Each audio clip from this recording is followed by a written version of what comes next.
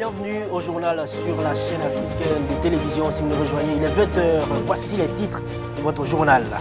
Alors qu'il s'apprêtait à lancer un appel solennel à l'ancien président Blaise Compaoré et des exilés politiques à rentrer au Burkina Faso, le mouvement citoyen pour le retour des exilés politiques et la réconciliation nationale s'est vu interdit la manifestation à la maison du peuple. La manifestation s'est transformée en une simple conférence de presse. Qu'est-ce qui a occasionné ce revers? On vous explique tout ceci dans cette édition. Au Ghana, il est désormais donc déconseillé aux agents maritimes, aux importateurs et aux transitaires d'importer des voitures récupérées à partir du 1er septembre 2020. Une loi a été adoptée dans ce sens. Toutes les cargaisons en mer doivent rentrer avant cette date, faute de quoi les propriétaires seront limités dans le temps, préviennent les autorités du pays. Explication complète dans un instant. Les élections de la Fédération burkinabé de football sont en marche ce matin. L'un des candidats, Lazare Bansé, a dévoilé son programme de gouvernance, un programme baptisé Faire du Burkina Faso une grande nation du football, résumé en 8 points. C'était face à la presse nationale. Vous entendrez le compte rendu de nos reporters au cours de cette édition.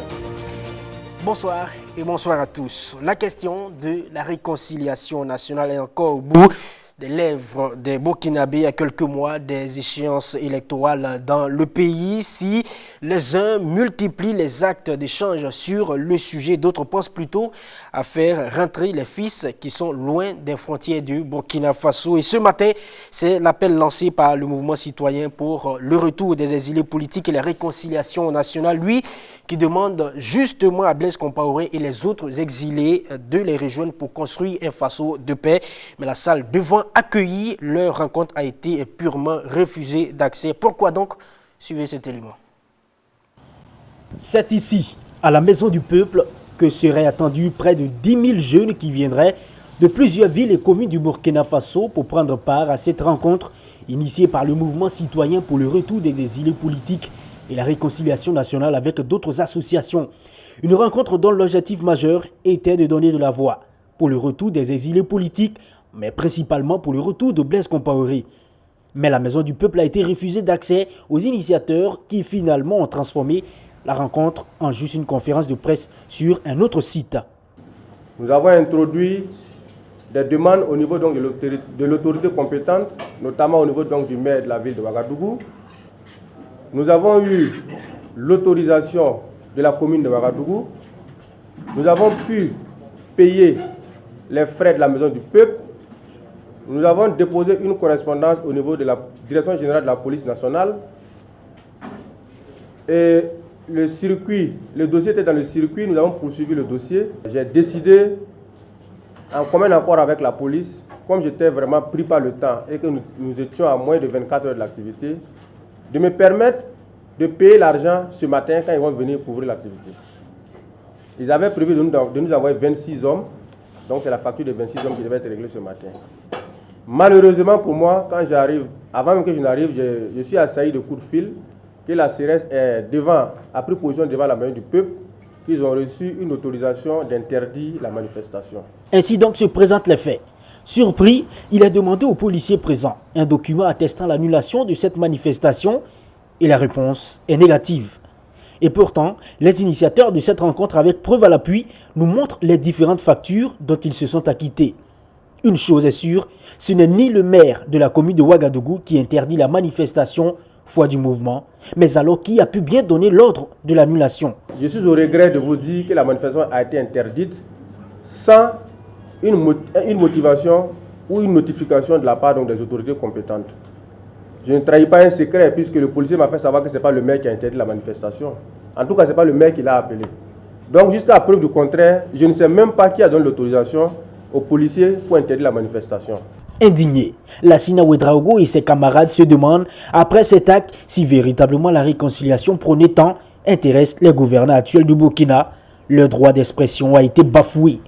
Et l'interdit de la sorte, je me demande ce que vraiment veulent nos dirigeants, s'il y a même des institutions qui ont été mises en place pour parler de réconciliation. Nous sommes dans un état de droit.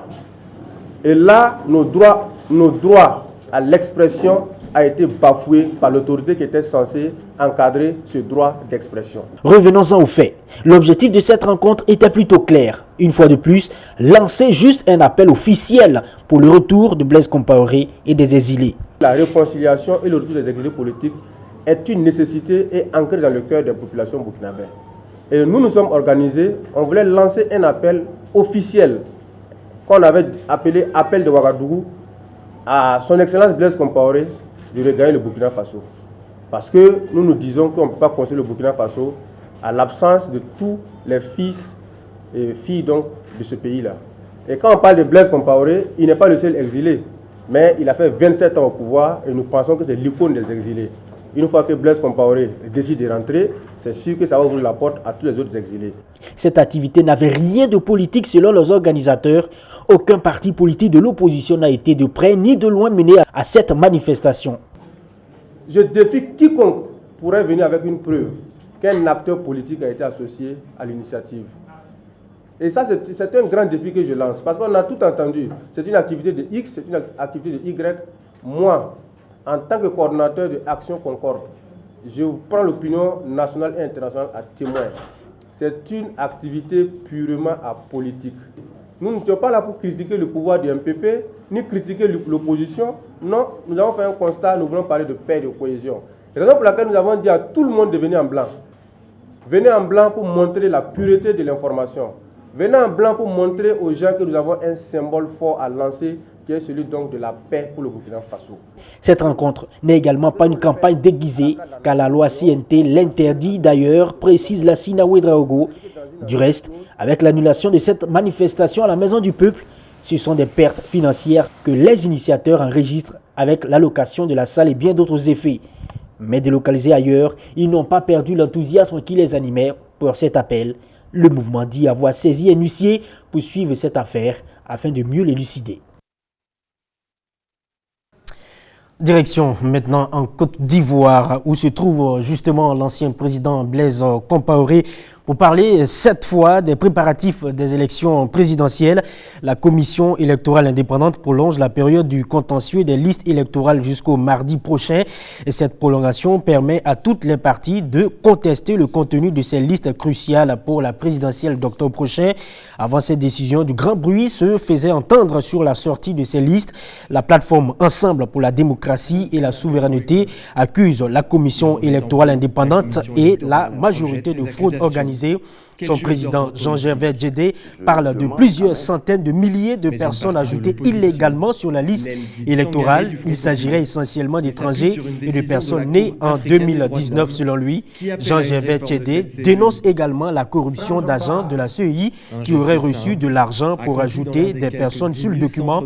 La CEI, elle explique que la période de contentieux est là pour cela. La procédure justement est prévue et une personne a le droit de demander la radiation d'une autre. Mais attention, a donc prévenu, il faut apporter la preuve précise telle. La plateforme EDS et le mouvement COGES ont tous les deux déposé un recours concernant l'absence de Laurent Gbagbo et Charles Blé Goudé sur ces listes électorales. Tout autre chose, à présent, l'Union pour le progrès et le changement veut mieux faire connaître le social-libéralisme et les solutions qu'elle peut bien sûr proposer pour une bonne gouvernance. L'UPC, pour ce faire, a organisé un atelier de formation ce samedi même au profit des hommes de médias. L'objectif en clair est d'expliquer cette doctrine politique aux journalistes sous toutes ses coutures. Gilles Dasda et Achille Ouedraogo nous expliquent ce qu'ils ont retenu de cet atelier. Il est question de faire connaître l'idéologie sociale libérale et partant les solutions qu'elle peut apporter à la crise que traverse le Burkina. Cette idéologie que porte l'UPC n'est pas très répandue au niveau des partis politiques au Burkina Faso. L'idéologie libérale dans son ensemble est méconnue au Burkina Faso, voilà, et surtout aussi dans le monde de la presse. Donc, c'est pour un peu permettre à nos amis de la presse de mieux connaître cette idéologie-là. Voilà. Et là, nous pensons que si l'idéologie est mieux perçue, donc par nos amis de la presse, ça ne pourrait que nous être bénéfique. Voilà. Ensuite, vous savez que le Burkina Faso traverse une grave crise sécuritaire Et cela vient s'ajouter à d'autres problèmes tels que la corruption, la mauvaise gouvernance. Et on a aussi une fronde sociale jamais vue dans notre pays. Les différents courants du libéralisme, ses fondements et le comparatif d'avec la social-démocratie ou le socialisme tout court, les éclaircissements sont donnés aux hommes de médias. Pour Éric Zongo, le social-libéralisme place l'homme au centre des préoccupations. Il faut savoir d'abord que l'idéologie sociale libérale, c'est une idéologie qui fait partie de la grande famille du libéralisme, avec la particularité comme quoi nous pensons que le marché n'est pas parfait. Alors, quand on dit le marché n'est pas parfait, l'État doit intervenir un peu pour protéger les plus faibles. Donc voilà l'une des particularités. Bon, je sais que le public burkinabé a une connotation souvent un peu négative du libéralisme, c'est-à-dire plus précisément même du niveau de libéralisme. Mais c'est un peu précisé qu'à l'intérieur de cette famille-là, il y a des contradictions, il y a des grands courants. Nous ne sommes pas pour la privatisation de toutes les choses, parce que nous préconisons ce qu'on appelle le principe de subsidiarité entre l'État et le privé. C'est-à-dire qu'il y a des domaines dans lesquels l'État excelle, et il faut laisser ces domaines-là à l'État. Il y a des domaines aussi dans lesquels le privé excelle. Après les journalistes, ce sont les acteurs de la société civile, puis le monde syndical, qui devront profiter d'une session de formation sur le même sujet. Objectif, dédiaboliser l'idéologie sociale libérale et montrer les solutions pour faire face aux problèmes que l'on rencontre sous nos tropiques. On y va à présent au Liban pour parler encore des conséquences de cette explosion qui a endeuillé tout le pays. À Beyrouth, dans la capitale, ce samedi matin, des Libanais en colère se sont rendus sur la place des Martyrs, épicentre de la contestation populaire. Ils demandent des comptes au gouvernement qu'ils estiment responsable de la terrible explosion qui a dévasté une partie de la capitale.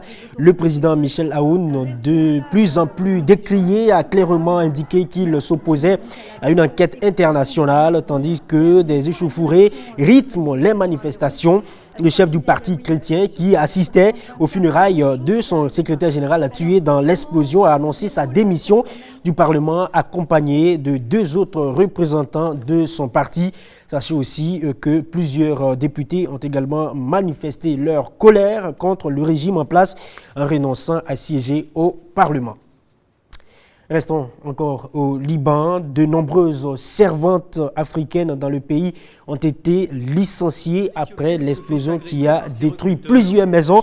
Une employée de maison qui a fui son employeur en février dernier après des menaces de mort de son patron a annoncé à nos confrères de BBC que ses collègues domestiques ont reçu un appel de leur employeur après l'explosion, bien sûr, de mardi pour leur dire qu'ils avaient perdu leur emploi parce que les maisons avaient été détruites. La domestique du nom de Touré est devenue sans abri jusqu'à ce qu'une Indienne la trouve dans les rues de Beyrouth et lui donne le numéro de téléphone du consulat de son pays. Elle ainsi que plusieurs autres servantes africaines vivent dans une maison sécurisée pour l'heure, mais affirment tout de même n'avoir pas d'argent pour retourner chez eux en Afrique. Selon elle, la seule façon dont elle et ses compatriotes peuvent réunir l'argent nécessaire pour leur vol, bien sûr, de retour, c'est grâce au fond d'une chanson qu'elle a écrite. Une chanson dans laquelle elle cite « Ils nous battront, ils nous tueront, il n'y a personne pour nous aider, nous travaillons sans être payés ». Dans l'actualité, dans le reste, j'allais dire, de ce journal, nous parlons des préparatifs des élections dans la Fédération burkinabé de football. Le candidat Lazare Bansé a dévoilé dans la matinée de ce samedi même à Ouagadougou son programme de gouvernance, un programme axé sur 8 points que le candidat a baptisé « Faire du Burkina Faso une grande nation de football ». Lazare Bansé dit compter sur les acteurs du football burkinabé pour la mise en œuvre de ce programme. S'il était élu au soir du 22 août prochain à Ouagadougou. Compte rendu de cette rencontre avec la presse est signé Achille Ouedraogo et Franck Aristide Jeffa.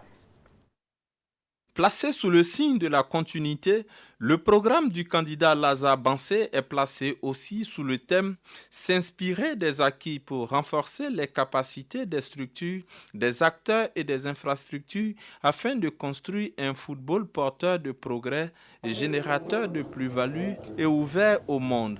Ce programme en 2 grands actes s'articule autour de 8 points selon le candidat. Améliorer l'organisation du football burkinabé.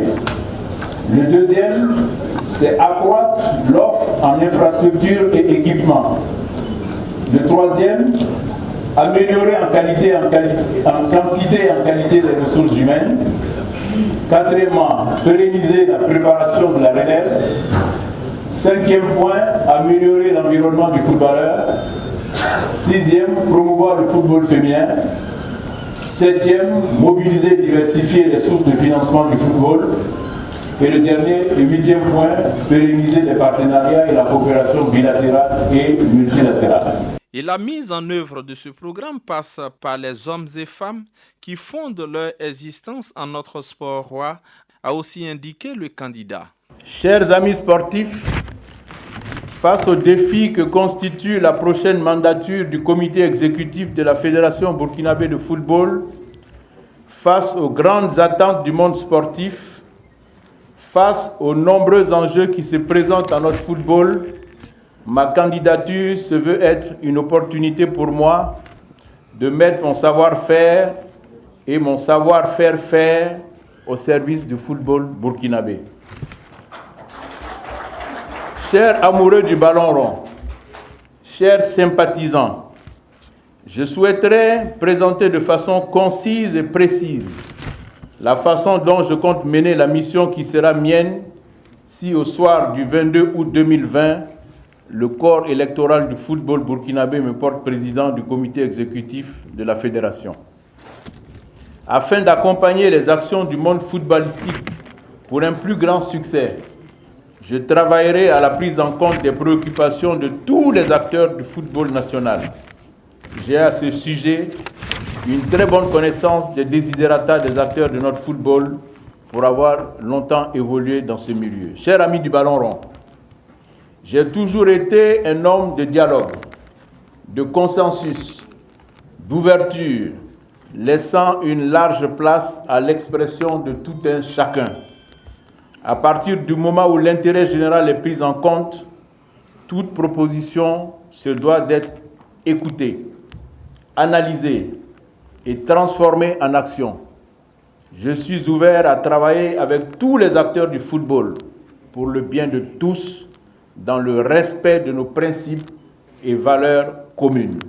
Au cours de cette cérémonie de présentation de son programme de gouvernance, Lazare Bansé, entouré de ses plus proches collaborateurs, a encore réaffirmé le soutien dont il bénéficie de la part des acteurs du football burkinabé, mais aussi de partenaires étrangers.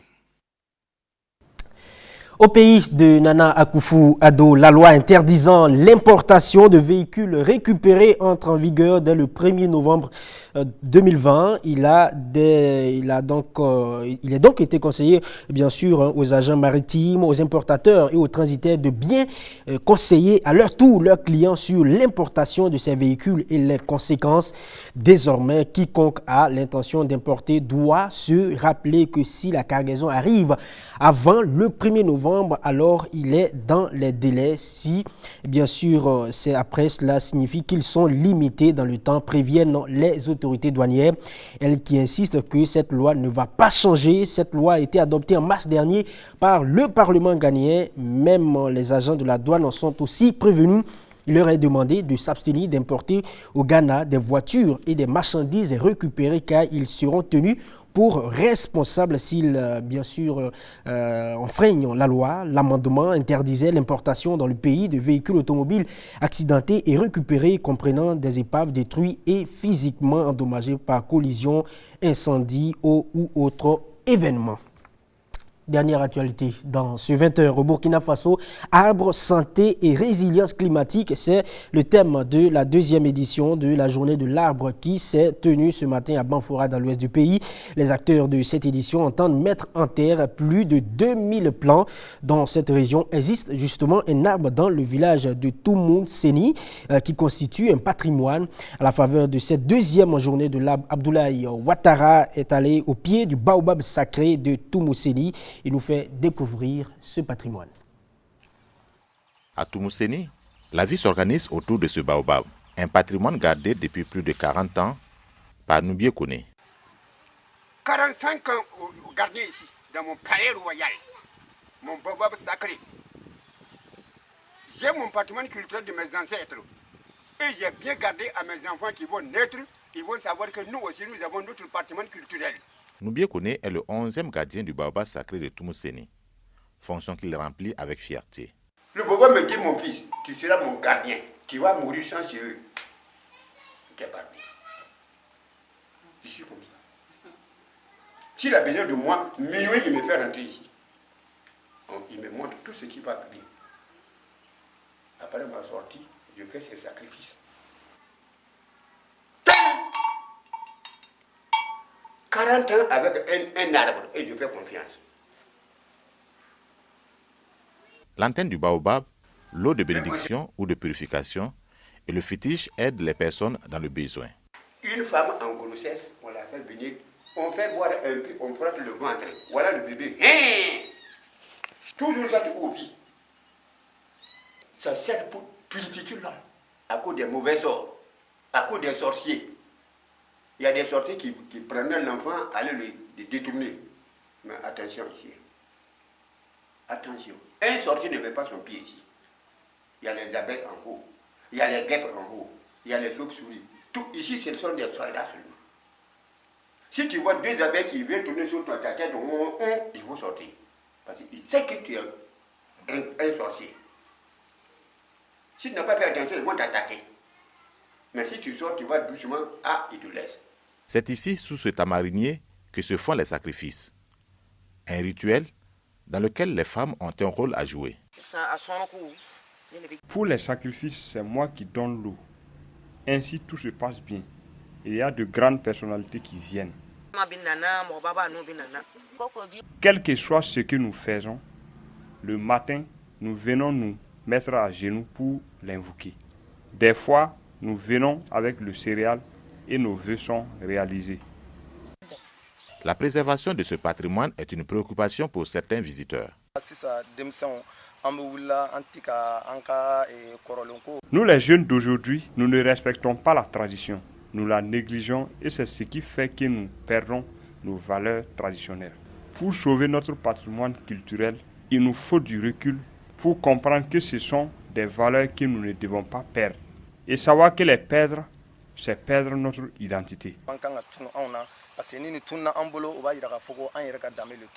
Sibiri Koné, le benjamin de la famille Noubié, se prépare à prendre la relève de son père. Il attend que le baobab le choisisse pour être le prochain gardien. Oui, moi, pour être gardien, c'est le baobab qui désigne le gardien lui-même. Donc, je pense que le baobab me désigne, donc moi aussi, je suis fier, je vais être le gardien. C'est vrai, tous mes frères sont en Côte d'Ivoire. Bon, moi c'est à Banfora, mais si il y a les choses, c'est moi qui viens. Même si c'est pour apporter les poules, c'est moi ici là.